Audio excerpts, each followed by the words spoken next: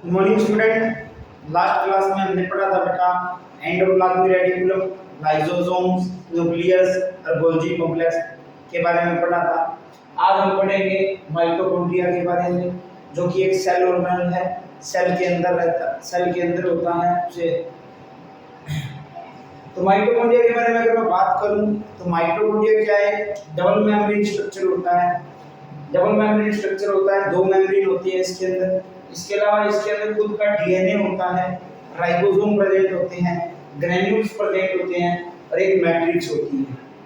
Mitochondria की अगर बात की जाए तो बहुत इंपॉर्टेंट सेल ऑर्गेनल है माइटोकॉन्ड्रिया, क्योंकि हमारे शरीर के अंदर जो एनर्जी होती है वो एनर्जी बनाने में ये हमारी बहुत ज़्यादा मदद करता है।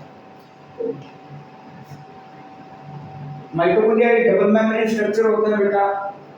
ये होती है आपकी आउटर मेम्ब्रेन,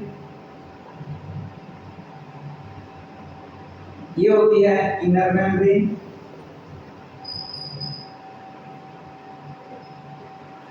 खुद का डीएनए प्रेजेंट होता है, डीएनए, राइबोसोम प्रेजेंट होते हैं बेटा, और मैट्रिक्स प्रेजेंट। अगर माइटोकॉन्ड्रिया की बात की जाए बेटा तो माइटोकॉन्ड्रिया मैंने आपको पहले ही बताया कि डबल मेम्ब्रेन स्ट्रक्चर होता है, आउटर इनर मेम्ब्रेन होती है, डीएनए प्रेजेंट होता है, खुद का राइबोसोम होता है, मैट्रिक्स प्रेजेंट होती है और इसके अलावा इसके अंदर खुद के ग्रेन्यूल्स प्रेजेंट होते हैं। तो माइटोकॉन्ड्रिया जो है सेल ऑर्गेनल है, सबसे इंपॉर्टेंट सेल ऑर्गेनल है, क्योंकि ये हमारे शरीर के अंदर एनर्जी बनाने में मदद करता है। हम जो खाना खाते हैं, भोजन जो खाते हैं, उसका ऑक्सीडेशन करता है। इन दी प्रेजेंस ऑफ ऑक्सीजन की प्रेजेंस में उसका ऑक्सीडेशन होता है, वो ब्रेकडाउन होता है। ब्रेकडाउन होता है तो वहाँ पे अमाउंट ऑफ एनर्जी रिलीज होती है और वो एनर्जी एटीपी की फॉर्म में स्टोर होती है। इसलिए इसको माइटोकॉन्ड्रिया को पावर हाउस ऑफ सेल कहा जाता है।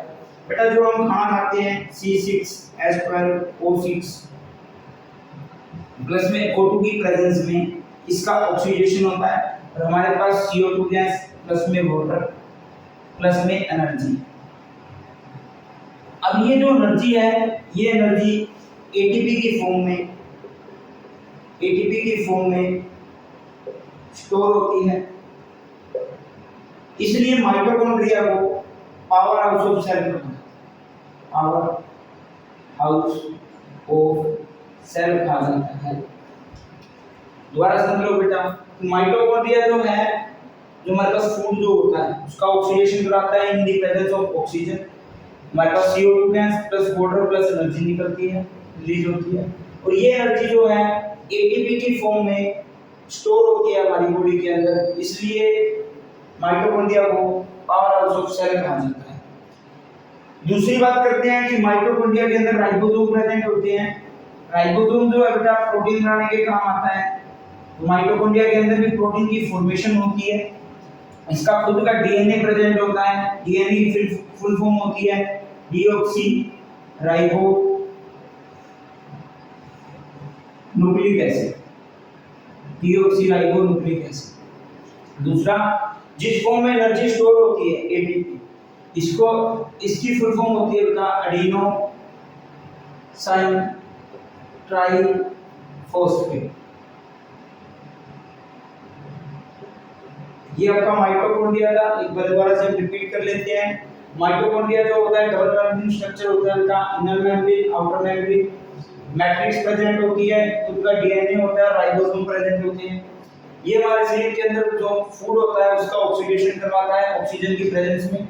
CO2 plus H2O plus energy release होती है और ये जो एनर्जी होती है बेटा स्टोर होती है एटीपी की फॉर्म में, एडिनोसाइन ट्राइफॉस्फेट फॉर्म में स्टोर होती है। इसलिए माइटोकॉन्ड्रिया को पावर हाउस ऑफ सेल कहा जाता है। नेक्स्ट जो टॉपिक हम पढ़ेंगे बेटा वो हम पढ़ेंगे राइबोसोम के बारे में।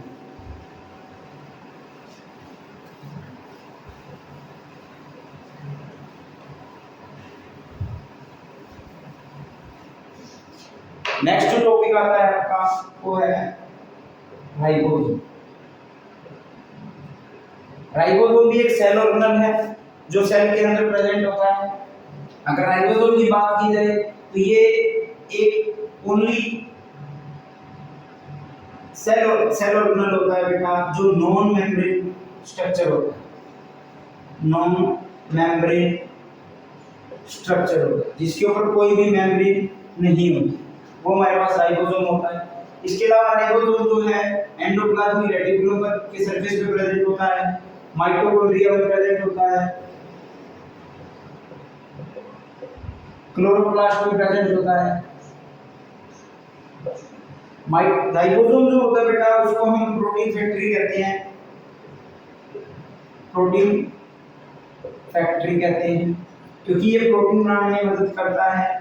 दूसरा, ये राइबोसोम जो होते हैं हमारे पास जो डीएनए रेप्लिकेशन डीएनए ट्रांसलेशन जो होता है उसके अंदर भी ये बहुत इंपॉर्टेंट रोल निभाता है राइबोसोम। राइबोसोम के बेटा 2 यूनिट होती है, एक तो 17S यूनिट होती है, एक 18S यूनिट होती है।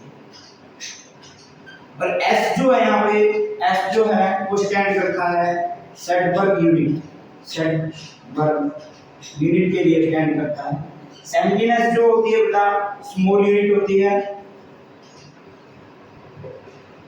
और 18S जो होती है वो लार्ज यूनिट होती है।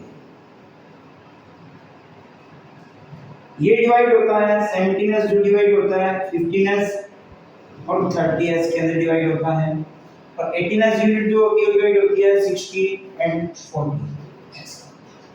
तो राइबोसोम दोबारा रिपीट कर लेते हैं बेटा।